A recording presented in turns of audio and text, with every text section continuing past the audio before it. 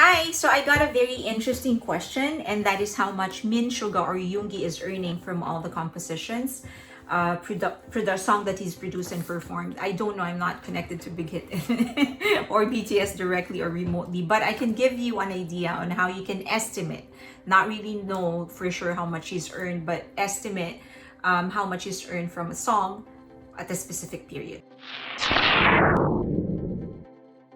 Okay, so let me just premise this by saying this is the standard computation, but this can change. Shares and rights and how much an artist earn may change depending on the negotiation between the publisher, their music label, and the artist.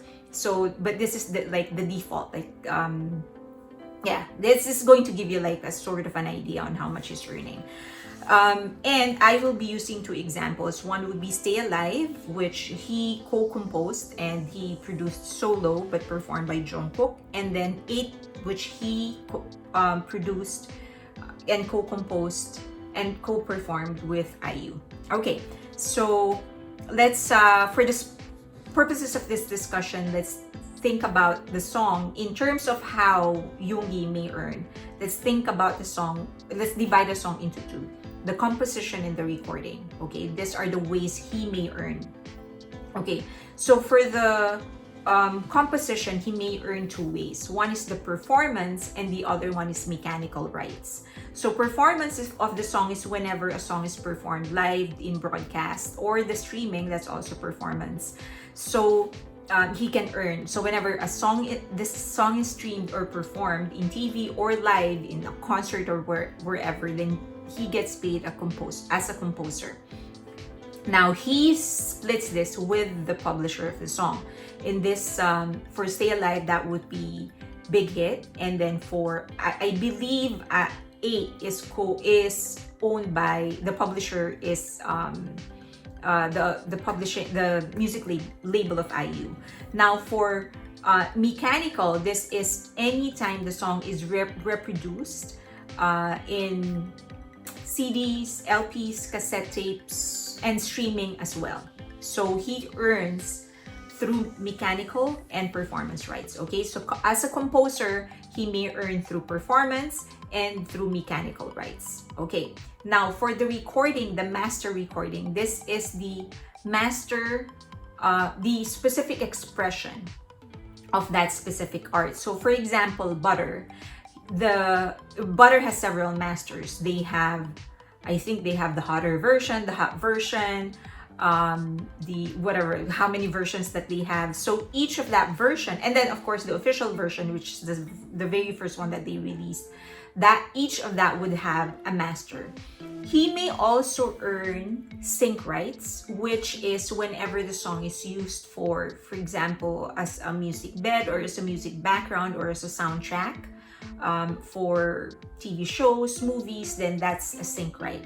I remember when, as everybody knows, I was a script writer in the Philippines, and was also a producer for some movies, and we were planning to do a movie for the songs of Eraserhead. So we actually sat down with Sony for a meeting, and they explained to us that we needed to pay mechanical rights so that we can have the actual because we will be using the song, we will be reproducing the song in different ways, and then we also need to we also need to pay them sync rights. Now the mechanical rights will actually for the master, they will actually be providing us the different layers, because we needed the different layers of the song, right, of the songs of Eraserheads. So for example, we needed the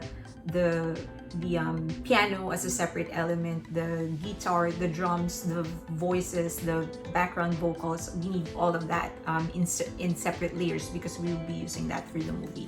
Okay, so I will be discussing producers later. So for 8, the song that he shares with IU, Suga is the lone producer, but he co-wrote it with IU herself and El Capitan.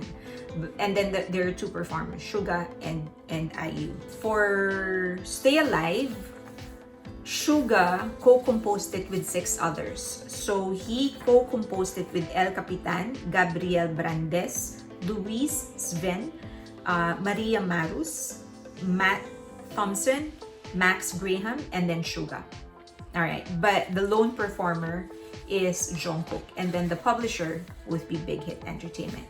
Now let's compute how much he is earning. Every streaming service. Let's concentrate on streaming because this is well publicized. This is the most popular way for people to consume music. So let's concentrate on streaming. Now, different streaming services actually have different payouts. Unfortunately, a lot of people prefer Spotify. I actually decided to go Apple Music because they have better payout system. The best payout system actually goes to Napster, but I don't have Napster, so I just settled for Apple Music. It takes, for Apple Music, per stream, a song earns 0.00318. Now let's be clear. T-Pain and another writer, another song creator, actually said that he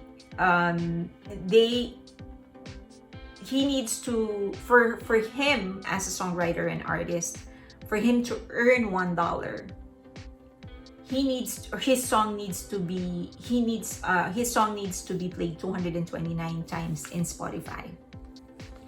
His computation is a little more complicated because he is both the performer of his songs and the composer, and then some other arrangements. So he might be that might be a little too confusing. So let's go to the most basic. For 2022, for every stream, a song earns 0.00318. Now, do remember that the streamer also takes a cut, okay? And so what is left of the song to be divided amongst everyone that needs to get paid is 0.00318 per stream. So for Stay Alive, it is said that in the first 24 hours, it was played 4.2 million times on Spotify. That means the song earned in total 13,356. I'm just rounding off. I'm not dealing with a 0.00 whatever. So 13,356. 8, the song that Suga shares with IU, they said that in the first 24 hours, the total streams on Spotify was 3,382,538. That means the song earned 10,756.47 in the first 24 hours. Now, for performance rights, 50% goes to the publisher, which I believe is the label of IU. So that means they take home 5,378.24. Now, there are two performers, IU and Suga. So each of them would have the 5,300. So each of them would get 2,689.12. Now, as a composer, there are 3 composers, El Capitan, IU, and Suga. Now, they will split the 5,378 into 3. That will give each of them 1,792.75. Okay, I hope that's clear. Now, where does the producer actually fall? Long time ago, producers are actually just paid out a one-time fee. So they're paid that, and then that's it. Much later, in the recent times, they actually started getting royalties. Usually what happens is that they are paid a specific fee outright. So for example, let's just say 20 grand. They're paid 20 grand to do the production of the song. And then once the label and the artist start breaking even, they will then start getting a share of their royalties. And their royalty really depends on the arrangement. Some would actually consider them a composer of the song, and so they are treated as a composer. some treat them as a third entity as a second artist, as an artist basically. So if there are 7 artists, so for example, for IU, there will be 3 artists, IU, Suga, and then Suga as a producer. So that really depends on the arrangement. So as I've said, it's a very complicated concept. The other thing that we need to consider is that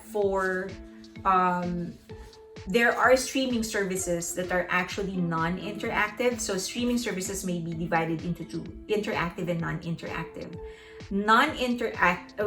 Interactive would be Apple Music, Spotify, anything where you can actually choose what it is that you're listening to, that would be interactive. Now, there are streaming services where it's not interactive, like Pandora, where it's more like radio. They just decide what it is that they will play. In that case,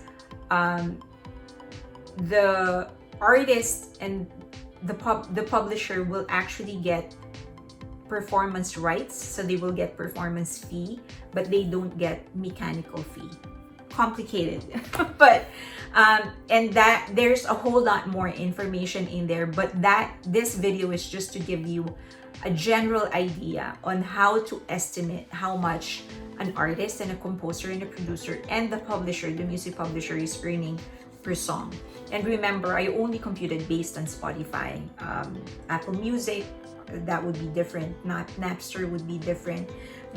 And whenever I talk with friends, I always tell them that Spotify really gives out the worst, not the worst, but one of the worst payouts in music. So I really encourage them to just go iTunes, because it's a little better. It's not a whole lot better, but it's 50%, 100% better in terms of payouts than Spotify. So as T-Pain explained, it'll take him 229 streams to get paid $1 on Spotify, but in Apple Music, it'll take him only 140 plus or 50 plus streams to get paid $1. So that's way better, right? Way better than 229. And also, after all the controversies, all the music streaming services, they have questionable morals and standards and whatever. So that's why my preference is Apple Music. And I don't know if this one helped. If you want me to make like more specific and accurate computations, I can probably do that. But this video was really just to give you a more general idea on how to compute how much Yoongi is earning, specifically in songs where there are less copyright holders. There's less people to share the revenue with.